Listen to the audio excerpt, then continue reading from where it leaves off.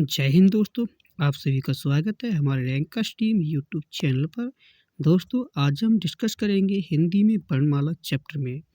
जानने से पहले मैं आपसे रिक्वेस्ट करता हूं, यदि आपने हमारे चैनल को अभी तक सब्सक्राइब नहीं किया है तो हमारे चैनल को सब्सक्राइब और शेयर करें। तो स्टार्ट करते हैं। सबसे पहले स्टार्ट करने से पहले दोस्तों जानते हैं कि हिंदी भाषा का विकास कहाँ से हुआ। हिंदी भाषा का विकास दोस्तों पहले एक संस्कृत भाषा थी। क्या थी? संस्कृत भाषा थी। कौन सी? संस्कृत भाषा का विकास हुआ था। संस्कृत भाषा आप जानते हो, ये हमारी मूल भाषा है संस्कृत भाषा। और संस्कृत भाषा से फिर सीधे एक निकली पाली भाषा, और फिर पाली भाषा से निकल के आई थी अगली भाषा पाली से निकली। पाली से ही प्राकृत भाषा का विकास हुआ, और पाली से ही फिर हमारी एक भाषा का विकास हुआ, शौरसेनी भाषा का। किसके? शौरसेनी भाषा का। और शौरसेनी के पश्चात फिर हमारी एक विकास हुआ से शौरसेनी भाषा से हिंदी विकास, जिसे हम हिंदी कहते हैं। आई होप कि आपको यहाँ तक समझ में आया होगा कि हिंदी भाषा का विकास कहाँ से हुआ था।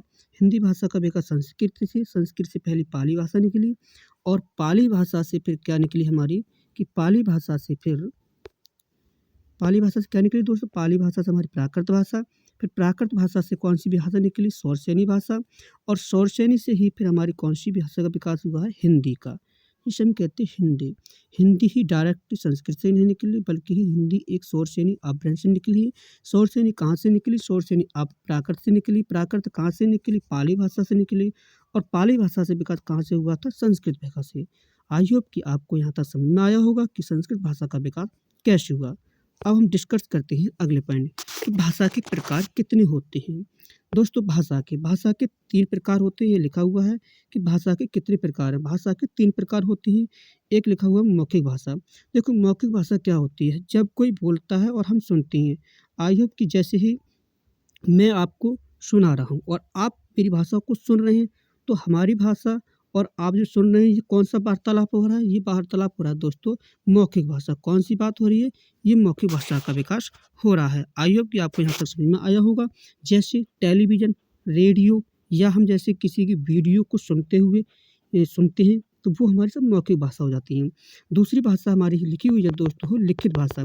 कि लिखित भाषा कौन सी होती है? लिखित भाषा वो होती है जैसे किसी के नोट्स को पढ़ना, यानी लिखित भाषा लिखी हुई है कि लिखित भाषा को पढ़कर सुनना। जैसे किसी को पाठ को पढ़ना, यानी किसी पुस्तक को पढ़ना, किसी समाचार को पत्र को पढ़ना है, किसी भी ही वेशभूषा लिखी हुई प्राकृत को आप पढ़ते हो, वो सब लिखित भाषा कहलाती है। आई होप कि आपको लिखित भाषा भी समझ में आया होगा। नेक्स्ट पॉइंट बात करते हैं सांकेतिक भाषा कौन सी होती है। देखो दोस्तों सांकेतिक भाषा वो भाषा होती है जहाँ पर किसी के भेदभाव को समझ सकते हैं।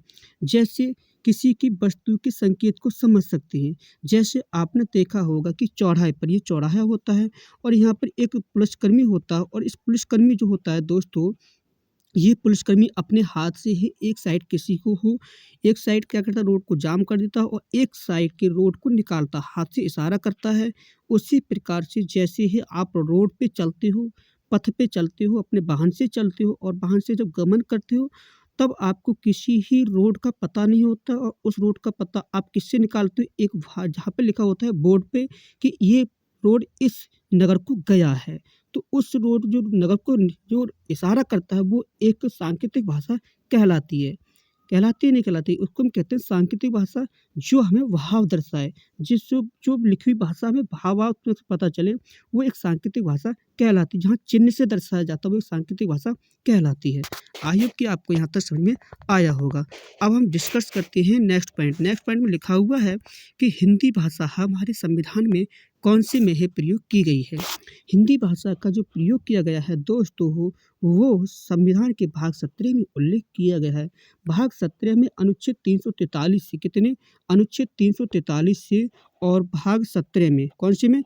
भाग 17 में, भाग 17 में अनुच्छेद 343 से 351 तक हमारे हिंदी भाषा का विकास, यानी हिंदी भाषा का उल्लेख किया गया है।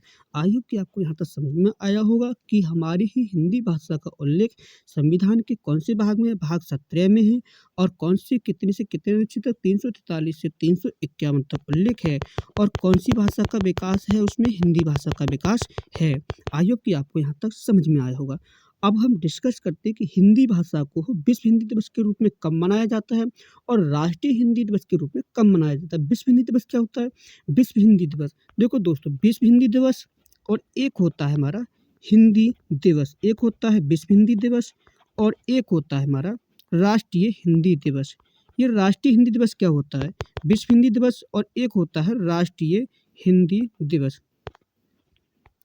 राष्ट्रीय हिंदी दिवस, ये जो विश्व हिंदी ये मनाया जाता है दोस्तों 10 जनवरी, और जो राष्ट्रीय हिंदी दिवस है ये मनाया जाता है 14 सितंबर को। विश्व हिंदी दिवस कब मनाया जाता है? विश्व का मतलब पूरे वर्ल्ड में कब मनाया जाता है हिंदी दिवस? 10 जनवरी को। और राष्ट्रीय हिंदी दिवस कब मनाया जाता है? 14 सितंबर को। आई होप कि आपको यहाँ तक समझ में आया होगा। अब हम डिस्कस करते हैं नेक्स्ट पॉइंट में डिस्कस करते हैं व्याकरण। यहाँ तक तो डिस्कस किया था हमने दोस्तों, वो अभी तक एक हिंदी भाषा के बारे में उल्लेख किया था कि हिंदी भाषा का विकास कहाँ से हुआ था, हिंदी भाषा कितने प्रकार की होती है और हिंदी भाषा को संविधान में किस भाग में कितने से कितने अनुच्छेदों को उल्लेख किया गया है, और संविधान को कब विश्व हिंदी दिवस मनाते हैं? 10 जनवरी को। और राष्ट्रीय हिंदी दिवस कब मनाते हैं? 14 सितंबर को। आई होप कि आपको यहाँ तक समझ में आया होगा। अब हम डिस्कस करते हैं अपने ही मेन पॉइंट जिस पे हम डिस्कस करने जा रहे हैं, व्याकरण। व्याकरण, देखो व्याकरण क्या होता है दोस्तों? व्याकरण वो होती है जहाँ पर जिसका शाब्दिक अर्थ होता है वी प्लस आ प्लस करण, वी प्लस आ प्लस करण, तो व्याकरण इसका अर्थ होता है भली भांति समझना। इसका अर्थ होता है भली भांति समझना। आई होप कि आपको यहाँ से समझ में आया होगा कि व्याकरण का अर्थ क्या होता है? भली भांति समझना, किसी चीज को भली भांति से परखना, भली भांति से डिस्कस करके रूप से समझना, तोड़ के समझना, वो कहलाता है व्याकरण। तो इसमें एक डेफिनेशन लिखी हुई है कि परिभाषा इसकी लिखी हुई है दोस्तों। परिभाषा में लिखा हुआ है कि परिभाषा भाषा का शुद्ध उच्चारण और शुद्ध लेखन, किसी भाषा का शुद्ध उच्चारण करते हैं हम और किसी भाषा का शुद्ध लेखन के माध्यम से शुद्ध प्रयोग के आधार पर जो ज्ञान प्राप्त होता है, जो ज्ञान का आदान प्रदान होता है, किसके आधार पर? भाषा के शुद्ध उच्चारण, शुद्ध लेखन, शुद्ध प्रयोग के आधार पर ज्ञान का आदान प्रदान करना व्याकरण कहलाता है। क्या कहलाता है दोस्तों? व्याकरण कहलाता है। आई होप कि आपको यहाँ तक समझ में आया होगा कि व्याकरण क्या है, व्याकरण की परिभाषा क्या होती है। अब हम डिस्कस करते हैं अगले पॉइंट में, इसके 3 वर्ण होते हैं, यानी इसके 3 भेद होते हैं। जैसे व्याकरण के कैसे होते हैं? व्याकरण का एक होता है वर्ण, कि वर्ण क्या होते हैं व्याकरण में, और शब्द क्या होते हैं और वाक्य क्या होते हैं। इन तीनों चीज़ों को हम भली भांति से डिस्कस करेंगे। सबसे पहला पॉइंट है व्याकरण क्या होते हैं। व्याकरण वो होते हैं दोस्तों वर्ण का शुद्ध लेखन, शुद्ध उच्चारण, यानी शुद्ध लेखन और शुद्ध प्रयोग के आधार पर ज्ञान का आदान प्रदान करना। परिभाषा हमारी क्या कहलाती है? वर्ण का शुद्ध उच्चारण, शुद्ध लेखन, शुद्ध प्रयोग के आधार पर ज्ञान का आदान प्रदान करना वर्णमाला कहलाती है। वर्णमाला में जैसे शुद्ध बोलेंगे, शुद्ध लिखेंगे और शुद्ध प्रयोग करेंगे। जैसे हम डिस्कस करते हैं सबसे पहले एग्जाम्पल के फॉर्म में, जैसे यहाँ लिखा हुआ है दोस्तों आ हमारी एक शुद्ध ध्वनि है और ध्वनि हमारी लिखित रूप से भी लिखी गई है, शुद्ध लिखी हुई है और लिखित भी शुद्ध है, तो ये क्या कहलाएगी? और इसको हमें आदान प्रदान भी होता है ज्ञान का, तो ये क्या होगी? हमारी ध्वनि। ध्वनि से क्या बनेगा? फिर वर्ण बनेगा। ध्वनि से क्या है? ध्वनि एक हमारी वर्ण है, और वर्ण जब 2 वर्ण मिलते हैं तो 2 वर्ण मिलकर के क्या बनाते हैं दोस्तों? शब्द बनाते हैं। क्या बनाते हैं? शब्द बनाते हैं। और जब 2 शब्द मिलकर के क्या बनाती हैं? एक वाक्य को बनाती हैं। क्या बनाती हैं? एक वाक्य को बनाती हैं। आई होप कि आपको यहाँ तक समझ में आया कि हम जब वर्ण को शुद्ध लिखेंगे, जब 2 वर्ण को शुद्ध लिखेंगे तो क्या कहलाएगा? शब्द। और जब 2 शब्दों को शुद्ध लिखेंगे, विस्तार से बढ़िया करके लिखेंगे, तो क्या बन जाता है? एक वाक्य बन जाता है। आई होप कि आपको यहाँ तक समझ में आया। तो अब हम एक पॉइंट में और डिस्कस करते हैं। पहला पॉइंट लिखा हुआ है भाषा की सबसे छोटी इकाई कौन सी है? दोस्तों वेरी वेरी इंपॉर्टेंट, ये सारे के सारे पॉइंट जो लिखे हुए हैं ये बहुत ज़्यादा इम्पोर्टेंट है आपकी यूपीपी के लिए। ये ज़्यादा ही इम्पोर्टेंट इतने जो पॉइंट हैं दोस्तों वो वेरी वेरी इंपॉर्टेंट, बहुत ज़्यादा इम्पोर्टेंट ये फैक्ट लिखे हुए हैं। जैसे सबसे पहला पॉइंट है हमारा, भाषा की सबसे छोटी मौलिक इकाई, भाषा की सबसे छोटी मौलिक इकाई कौन सी है? ध्वनि। कौन सी कहलाती है? ध्वनि कहलाती है। अर्थ की यानी दूसरी एक हुई है भाषा की सबसे छोटी लिखित इकाई। कौन सी? भाषा की सबसे छोटी लिखित इकाई कौन सी है? तो सबसे छोटी इकाई है दोस्तों हमारी शब्द। शब्द नहीं, मैं शब्द बोल गया, यहाँ शब्द नहीं है, वर्ण। वर्ण जैसे भाषा की सबसे छोटी, सबसे पहले क्या लिखने का प्रयास करते हैं? जैसे मैंने पहले लिख रहा हूँ हिंदी, तो हिंदी में मैं सबसे पहले एक स्वर का बना खींचूंगा, एक आ का और फिर एक हा, तो मैं अलग अलग लिख रहा हूँ। जैसे लिखा मैंने ही, फिर मैंने हा अपना बनाया, फिर एक दा बनाया, फिर इस पे मात्रा लगाई, तो मैंने हर स्वर को अलग अलग करके लिखा। तो ये क्या हो गई? भाषा की सबसे छोटी इकाई। जैसे एक पॉइंट और करके, जैसे मैं लिखता हूँ भाषा, तो सबसे पहले मैंने भा बनाया, तो ये क्या हो गई? ये भा जो हमारी है, ये भाषा सबसे छोटी लिखित इकाई है। पहले भा लिखेंगे, फिर दूसरे शब्दों को जोड़ेंगे, उसी हिसाब से पूरी भाषा बन जाएगी। तो ये क्या बनेगी? सबसे छोटा वर्ण कौन सा? लिखित के आधार पर। और मौलिक इकाई भी ध्वनि है। जैसे मैं बोल रहा हूँ, पहले आप बोलोगे तो एक ही वर्ण निकलेगा, भाषा। उसी प्रकार से अगला पॉइंट लिखा हुआ है दोस्तों, अर्थ के आधार पर। अर्थ के आधार पर पॉइंट का लिखा हुआ है, अर्थ के आधार पर। ये पॉइंट ये याद रखना कि अर्थ के आधार पर भाषा की सबसे छोटी इकाई क्या होती है? शब्द। हम किसी शब्द की अर्थ निकालते हैं, तो अर्थ को तोड़ करके अर्थ को निकालते हैं, शब्द को तोड़ करके, तो सबसे छोटा इकाई कौन सी हो जाएगी? अर्थ के आधार पर शब्द। अगला पॉइंट लिखा हुआ कि अर्थ के आधार पर भाषा की सबसे बड़ी इकाई वाक्य हो जाएगी। भाषा की सबसे बड़ी इकाई कौन सी हो जाएगी अर्थ के आधार पर? वाक्य। अगला पॉइंट है भाव या भावार्थ के आधार पर। किसके आधार? भाव या भावार्थ के आधार पर सबसे छोटी इकाई कौन सी हो जाएगी दोस्तों? भाव या भावार्थ के आधार पर सबसे छोटी इकाई वाक्य। क्या हो जाएगी? वाक्य। अगले लिखा हुआ है कि भाव या भावार्थ के आधार पर सबसे बड़ी इकाई कौन सी हो जाएगी? वाक्य। देखो एक पॉइंट आपको समझ में नहीं आया होगा यहाँ पर कि आपने बात की कि सर कि भावार्थ के आधार पर सबसे छोटी इकाई भी बताई थी आपने वाक्य, और भाव या भावार्थ के आधार पर भी सबसे बड़ी इकाई। जी हाँ, भावार्थ के आधार पर भी सबसे छोटी इकाई पूछे या बड़ी इकाई पूछे तो वाक्य होगी, और अर्थ के आधार पर यदि सबसे बड़ी इकाई की बात करें तो कौन सी हो जाएगी? वाक्य हो जाएगी। और यदि अर्थ के आधार पर सबसे छोटी इकाई की बात करें तो शब्द। तो क्या हो जाएगी? शब्द। ये तीनों पॉइंट एक ही होंगे, चाहे अर्थ के आधार पर सबसे छोटी बड़ी इकाई हो, चाहे भावार्थ के आधार पर सबसे छोटी या बड़ी इकाई हो, तो क्या होंगे तीनों के? वाक्य। अर्थ के आधार पर भाषा की सबसे छोटी इकाई शब्द, और भाषा की सबसे छोटी लिखित इकाई वर्ण, और भाषा की सबसे छोटी मौखिक इकाई ध्वनि। आई होप कि आपको यहाँ तक समझ में आया होगा। एक पॉइंट लिखा हुआ है दोस्तों, ये इम्पोर्टेंट बहुत ज़्यादा है, याद रखना, ये ज़्यादा इम्पोर्टेंट है आपके लिए। इसमें एक पॉइंट लिखा हुआ है कि लोकोक्तियाँ एवं मुहावरे क्या हैं हमारे? लोकोक्तियाँ एवं मुहावरे क्या हैं? तो दोस्तों लोकोक्तियों को कहते हैं वाक्य, और मुहावरे को कहते हैं वाक्यांश। लोकोक्तियाँ क्या हैं हमारी? वाक्य, और मुहावरे क्या हैं हमारे? वाक्यांश। आई होप कि आपको यहाँ तक समझ में आया होगा। तो अब हम अगली डिस्कस करते हैं वर्ण के प्रकार। वर्ण के प्रकार। वर्ण कितने प्रकार के होते हैं? अब तक तो हमने समझा व्याकरण के बारे में। अब हम डिस्कस करते हैं व्याकरण के में वर्ण, सबसे पहला सबसे छोटी इकाई वर्ण के बारे में। वर्ण दोस्तों दो प्रकार के होते हैं, एक स्वर और एक व्यंजन। स्वर कौन से होते हैं, व्यंजन कौन से होते हैं, आप समझते होगे, नहीं समझोगे तो समझ लो। परिभाषा के अनुसार स्वर वो होते हैं जो स्वर वह होते हैं जिन्हें बोलते समय स्वतंत्र बोले जाते हैं, जिन्हें बोलते समय स्वतंत्र बोले जाते हैं, और उन्हें किसी भी अन्य स्वर की सहायता नहीं लेनी पड़ती ही, वो क्या कहलाते हैं? स्वर कहलाते हैं। जैसे मैंने एक शब्द बोला ए, और एक बोला आ, और एक बोली आई, तीनों मैंने अलग अलग बोले, स्वतंत्र बोले जा रहे हैं दोस्तों, इसमें किसी का भी हम प्रयोग नहीं कर रहे हैं। अगला है व्यंजन। व्यंजन क्या होते हैं? व्यंजन वे होते हैं जिन्हें बोलते समय किसी अन्य वर्ण का प्रयोग किया जाता है, वो व्यंजन कहलाते हैं।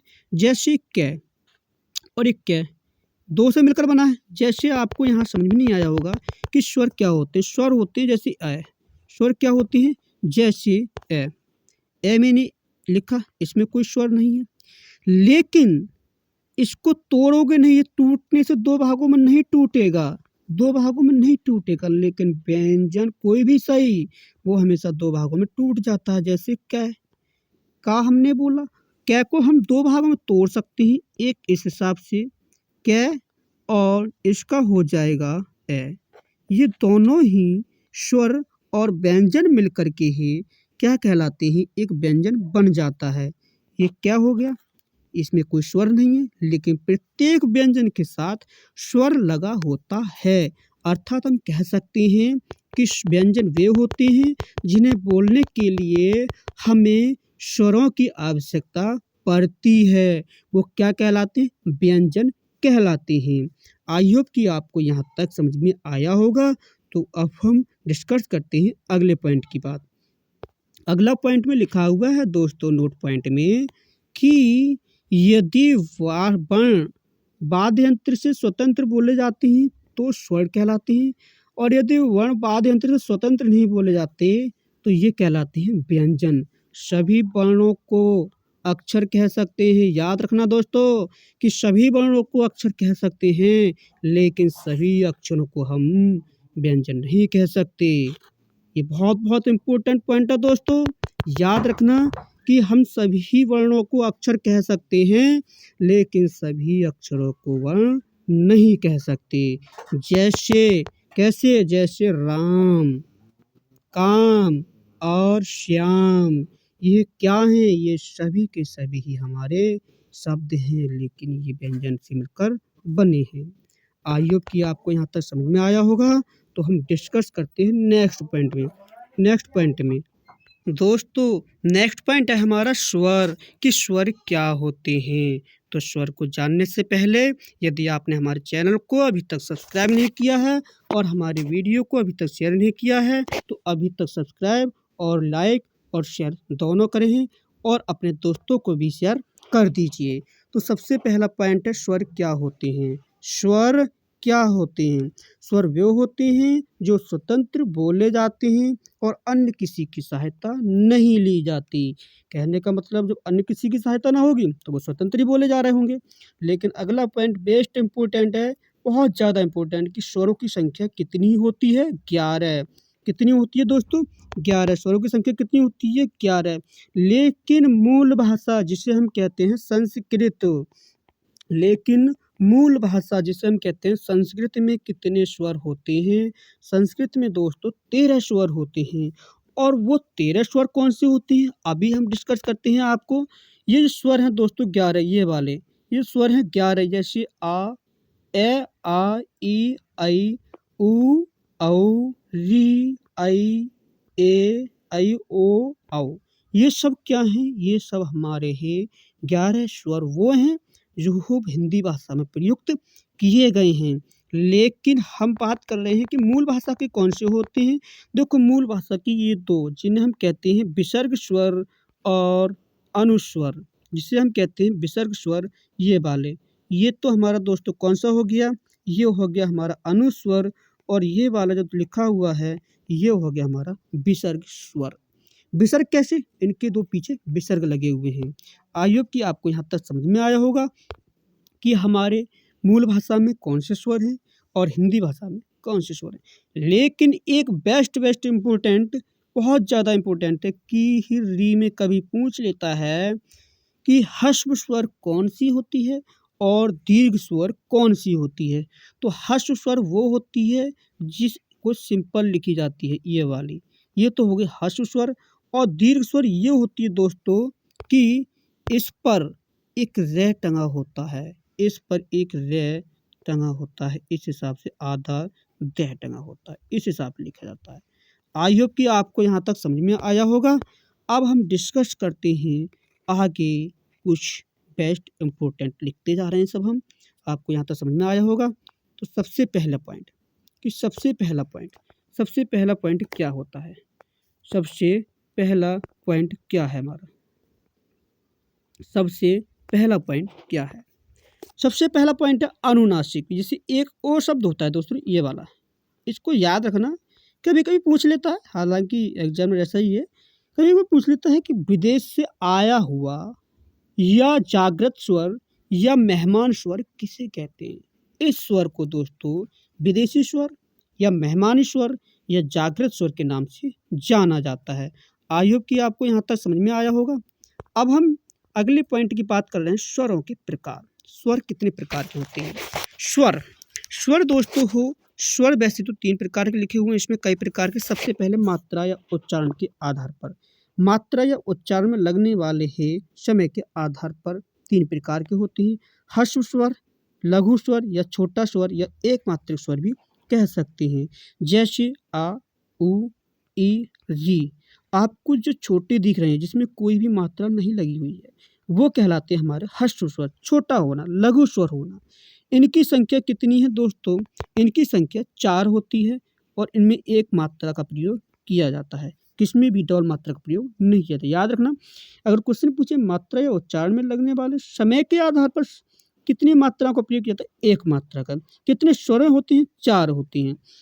अगला है दीर्घ स्वर। दीर्घ स्वर को गुरु स्वर या बड़ा स्वर या द्विमात्रा स्वर के नाम से जाना जाता है। इसमें जो स्वर होते हैं, ये वाले स्वर कहलाते हैं और इनकी संख्या होती है वो दोस्तों 7 होती है। और इसमें मात्रा का प्रयोग किया जाता है वो एस टाइप का मात्रा का प्रयोग किया जाता होगा। आपने किया जाता नहीं किया जाता है, सॉरी, किया जाता है। आपने पढ़ा होगा इन मात्राओं को लगा हुआ छंदी, जिनमें हम कहते हैं सोरठा में। अगला पॉइंट लिखा हुआ है कि संयुक्त स्वर किन्हें कहते हैं? संयुक्त स्वर दोस्तों इन्हीं को कहते हैं हम संयुक्त स्वर। अगला पॉइंट है प्लुत स्वर कौन से होते हैं? वे स्वर जिन्हें लंबे समय तक बोला जाता है वो प्लुत स्वर कहलाते हैं। इनकी संख्या कितनी होती है दोस्तों? इनकी संख्या जो होती है वो होती है 8। कितनी होती है? 8 होती है। आई होप कि आपको यहाँ तक समझ में आया होगा। अब हम बात कर रहे हैं नेक्स्ट पॉइंट। नेक्स्ट पॉइंट है ओष्ठ की आकृति के आधार पर, यानी ओठ की आकृति के आधार पर स्वर कौन कौन से होते हैं? ओठ की आकृति के आधार पर 2 प्रकार के होते हैं, एक वृत्तामुखी और एक आवृतमुखी। एक वृत्ताकार या आवृत्ताकार। वृत्ताकार का मतलब होता है जिसमें मुख, जिन स्वरों को बोलते समय मुख यानी ओठ, जो मुख होता है हमारा, दोनों गोल हो जाएं। कैसे? ओठ गोल हो जाते हैं और मुख खुला होता है। आवृत्ताकार में जिन्हें बोलते समय है मुख कम खुला होता है। आवृत्ताकार आधा चंदा, पूरा बंद नहीं, कम खुला होता है, उन्हें कहते हैं हम आवृत्ताकार। जो मुख जिनमें गोला होता है, जिनमें गोल होता है वो वृत्ताकार, ये वाले स्वर कहलाते हैं। उ, औ, ओ, औ, औ। या आप बोल के देख लेना कि हम कैसे बोलते हैं, हमारा मुख गोल हो रहा है या नहीं हो रहा है। दूसरा, ये जो स्वर दिख रहे हैं ये वाले हमारे, जिनमें मुख हमारा अर्धचंद्राकार बन रहा है, वो कहलाते हैं आवृत्ताकार। आई होप कि आपको यहाँ तक समझ में आया। अब हम डिस्कस कर रहे हैं तीसरा पॉइंट है इसमें हमारा, यानी जीभ की क्रियाशीलता के आधार पर। तो जीभ की क्रियाशीलता के आधार पर भी 3 प्रकार के होते हैं, अग्रस्वर, मध्य स्वर, पश्च स्वर। याद कैसे रखेंगे? जैसे ये 3 व्यक्ति हैं, तीनों व्यक्ति एक साथ चले और एक साथ जब दौड़ते हैं तो दौड़ने के पश्चात क्या होता है कि एक तो 1 नंबर पे आता है फर्स्ट पे, और दूसरे नंबर पे आता है, और एक आता है तीसरे नंबर पे। 3 ही व्यक्ति पास किए जाते हैं, फर्स्ट, सेकंड, थर्ड। लेकिन जो फर्स्ट को लिखा जाता है वो उसको 1 लिखा जाता है, फर्स्ट को जो लिखा जाता है वो 1 लिखा जाता है। इस हिसाब से तो 1 या एक जो भी लिखने को प्रयोग किया, जैसे एक लिखे जा रहे हैं, एक भी प्रयोग किया जा रहा है, और ये अलग से लिखा जाए मैंने, इसको इतना इम्पोर्टेंट नहीं है, लेकिन ये 4 ज़्यादा इम्पोर्टेंट होते हैं। और हमारा मध्य में तो एक आता है सिर्फ ओनली आ, ओनली एक ही हमारा स्वर आता है मध्य में। वो मध्य की जीभ की क्रियाशीलता के आधार पर जो बोला जाता है वो एक ही स्वर बोला जाता है आ। लेकिन जो पश्च के आधार से 3 नंबर के माध्यम से जो लिखे जाते हैं 3 के क्रम के अनुसार, जैसे आ और उ आदि शब्द जो लिखे जा रहे हैं दोस्तों, वो सारे के सारे कौन से कहलाते हैं? पश्च स्वर कहलाते हैं। आई होप कि आपको यहाँ तक समझ में आया होगा। अब हम डिस्कस करते हैं चौथा पॉइंट इसमें, तालु की क्रियाशीलता के आधार पर। ये तालु की क्रियाशीलता के आधार पर 4 प्रकार के होती हैं। एक समृद्ध स्वर, इसमें स्वर जैसे ई, आई, उ, औ। इसमें अर्धसमृद्ध और इसमें विवृत स्वर और ये अर्धविवृत स्वर। लेकिन इनमें सभी में इम्पोर्टेंट था, वो था वृत्ताकार मुखी के आधार पर या जीभ की क्रियाशीलता के आधार पर। आई होप कि आपको यहाँ तक समझ में आया होगा। अब हम डिस्कस करते हैं अगले पॉइंट में। अगला पॉइंट है दोस्तों हमारा, यानी अगला पॉइंट कौन सा है? अनुनासिक के आधार पर। तो आपको यहाँ तक समझ में आया होगा, अनुनासिक के आधार पर। अनुनासिक के आधार पर हम बात करेंगे तो अनुनासिक के आधार पर कौन कौन से होते हैं? ये दो प्रकार के होते हैं। एक होता है निरुनासिक और एक होता है दोस्तों हो अनुनासिक। निरुनासिक, अनुनासिक, इनमें है स्वरों का उच्चारण करते समय है हवा मुख से निकलती है। निरुनासिक वो स्वर होते हैं जिनका उच्चारण करते समय हवा मुख से निकलती है, और निरुनासिक वो होते हैं जिनका उच्चारण करते समय है हवा मुख के साथ साथ नाक से निकलती है, वो भी हमारे अनुनासिक कहलाते हैं। निरुनासिक जैसे आ और ए, ये होते हैं हमारे निरुनासिक तीन स्वर। अगला पॉइंट लिखा हुआ है कि अनुनासिक के एग्जाम्पल जैसे ये वाले स्वर, ये सब स्वर क्या कहलाते हैं? हमारे अनुनासिक। इनको बोलते समय मुख से हवा भी निकलेगी और साथ साथ नाक से भी निकलेगी, यानी गर्म वायु जिसमें निकलती है नाक से मुख से, वो क्या कहलाती है? अनुनासिक कहलाती है। आई होप कि आपको यहाँ तक समझ में आया होगा। अब डिस्कस करते हैं हम व्यंजन।